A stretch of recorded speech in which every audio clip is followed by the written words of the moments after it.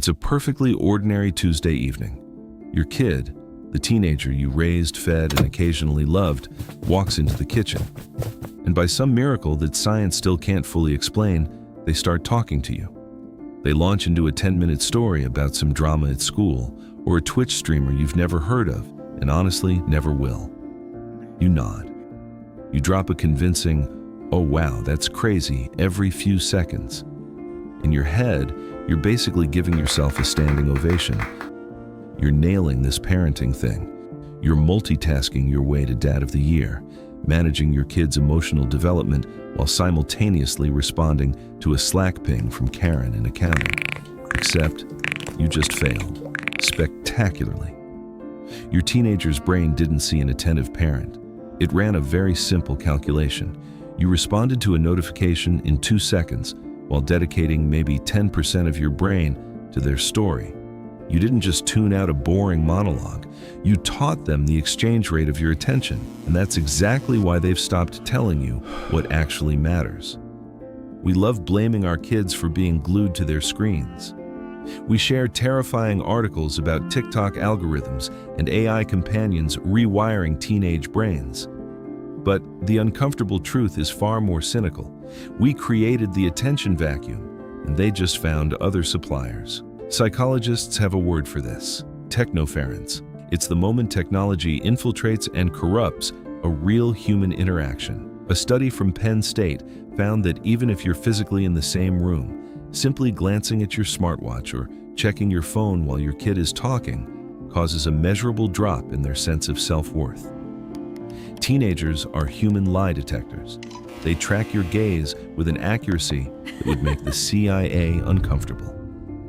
If your eyes drift toward a cooking reel or your work emails, the message received is crystal clear: whatever is in my pocket is more interesting than you.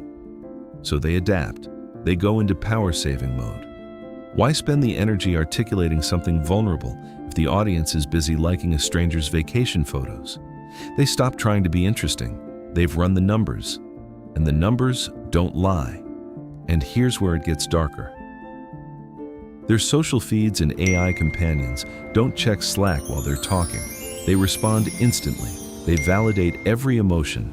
They're engineered to simulate absolute, unconditional attention. When our daughter, the doe, spends 3 hours on her apps after school, it's not because she's antisocial. It's because out there, the attention is guaranteed. At home, she's competing against her mother's mental load, our wolf, juggling 3 schedules at once, and her father's exhausted cynicism. The algorithm never sighs. The algorithm is never distracted. So the algorithm wins. Teenagers don't run from reality. They run from your absence in it. Let's be genuinely honest about what we're up against. Every time you pick up your phone during a conversation, your brain releases a small hit of dopamine, the reward chemical. Same mechanism behind slot machines, social media feeds, and why you've probably checked your phone twice since you started watching this video. Your kid's brain clocks this. They see you choose the dopamine hit over their story, and their brain silently files that data under one category: I am less interesting than a notification. Over time, this doesn't just change the conversation, it reshapes the entire relationship architecture. Teenagers start self-censoring. They stop bringing you the messy, complicated stuff, the stuff that actually matters, because they've learned the door isn't really open. It just looks open. The irony is brutal. We're often on our phones precisely because we're stressed about providing for our family. We're answering work emails to keep the lights on. And in doing so, we're dimming a completely different set of lights. Meanwhile, the competition is playing by entirely different rules.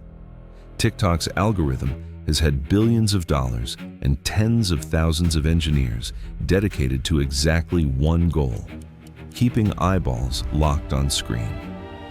You are a tired adult with a mortgage, a packed schedule, and a back that didn't used to make that sound. This is not a fair fight. But knowing the odds is the first step to not losing. So, what do we actually do? Throw every phone out the window and move off-grid in Montana. That's one option. But let's architect the situation instead. Move 1. The 3-minute signal, the most critical moment of the day, is the point of contact, when they walk in or when everyone sits down at the table. For exactly 180 seconds, your phone needs to be physically invisible, not face down on the table. Their brain knows it's there.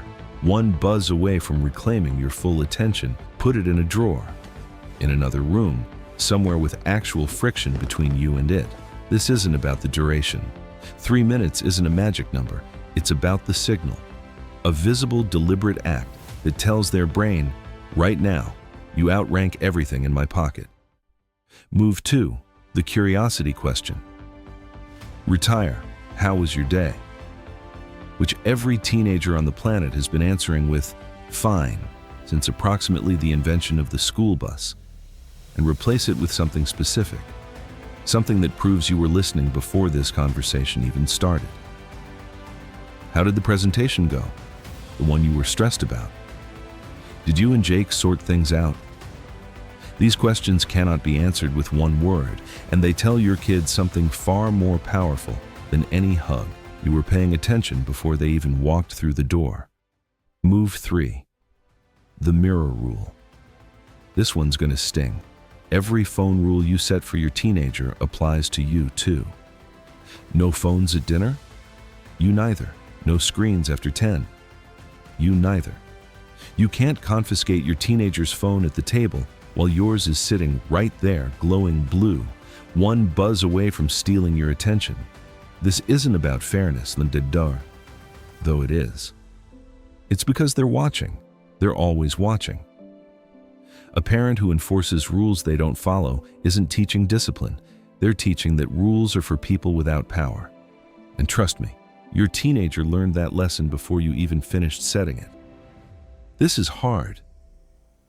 Your brain is craving its dopamine hit right now too. Mine is as well. But every time you put the phone down when your kid walks in, you're not just having a nicer Tuesday evening.